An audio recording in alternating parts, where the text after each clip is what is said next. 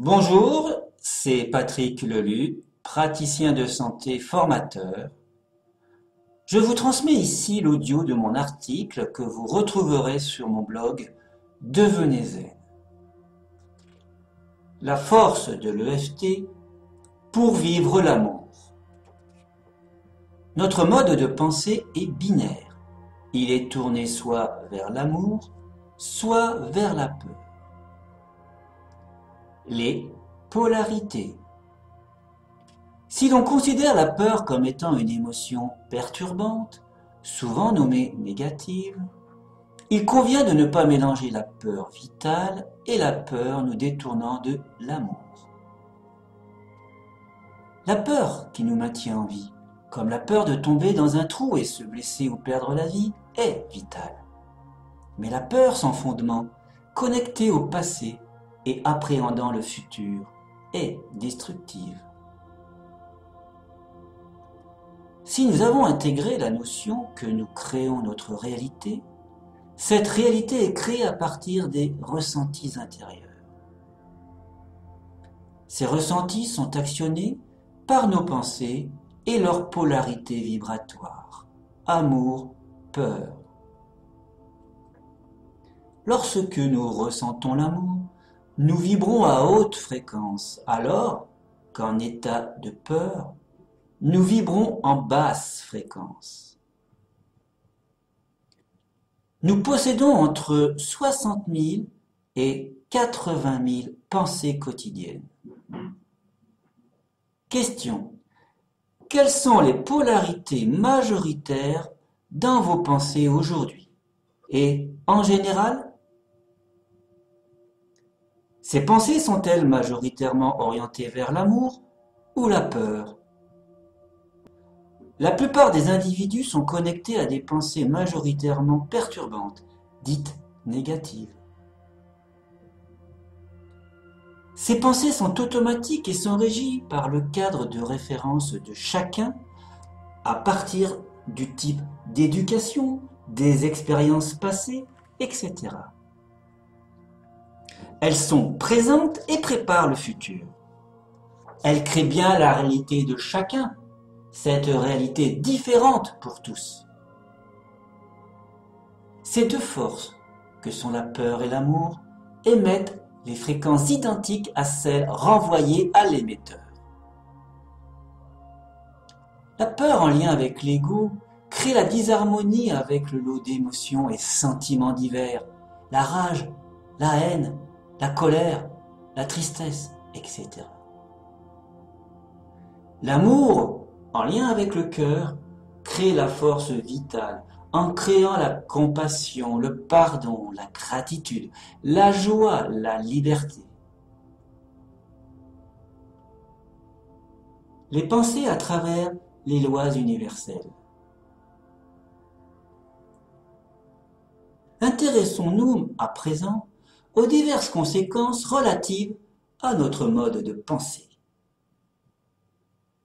Si nous nous laissons influencer en permanence par des émotions perturbantes créées à travers nos pensées de peur, ne soyons pas surpris des conséquences nocives qui en résultent.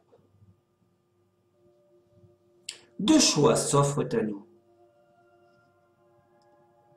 Premièrement, penser qu'il est impossible de changer sa réalité et continuer à être victime de résultats inévitables au gré des situations vécues. En résumé, rester sous l'emprise de la malédiction, de la malchance, de la chance, du hasard, etc. Deuxièmement, être acteur de sa destinée en maîtrisant son mode de pensée et surtout corriger les bugs de son mode de pensée. Tout n'est qu'un dans l'univers et tout ne peut exister qu'à travers son contraire. Dans le premier choix, nous nous exposons aux conséquences des lois universelles. Première conséquence, nous activons la loi d'attraction à travers les fréquences émises par nos pensées. Deuxième conséquence, nous influençons la loi de causalité. Toute cause entraîne une conséquence sous forme de vibration. On peut considérer que cette loi est en phase avec ce que l'on nomme parfois le karma. Ici, on comprend que le karma n'est pas perçu comme étant une punition, où l'individu est appelé à se réincarner pour vivre ce qu'il a fait subir. Non. Ici, nous sommes en co-création permanente avec notre environnement selon le type de fréquence que nous émettons. Chaque être, à partir des pensées, paroles, actions, a le choix et la responsabilité des fréquences émises et de ce qui en résulte. Se positionner dans les lois universelles. L'ego empêche d'être en phase avec la loi du libre arbitre et crée les situations, les cycles perturbants qui se répètent dans la vie. Il est donc important de se mettre en accord avec cette loi en faisant des choix conscients et créateurs. L'ego, à travers l'orgueil, déconnecte l'individu de soi et de son environnement.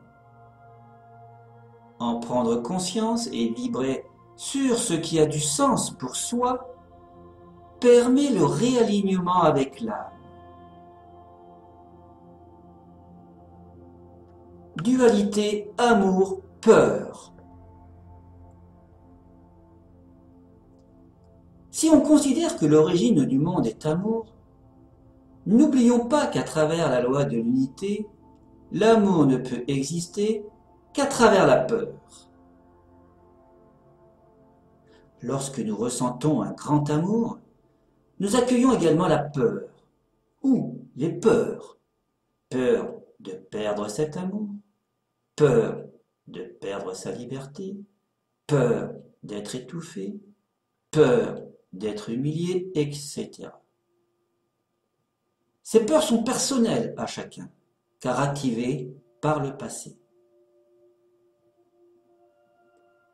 Libérer les ressentis perturbants de peur pour vibrer l'amour. S'unir avec les lois universelles garantit un mieux vivre, un mieux-être.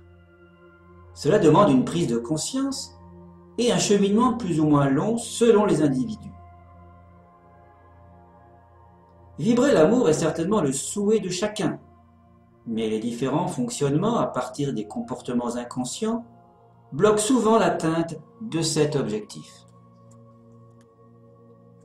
C'est pourquoi la méthode EFT, Emotional Freedom Technique, permet de se libérer des freins, ces bloqueurs inconscients, empêchant de vibrer pleinement l'amour, cette haute vibration émise par le cœur.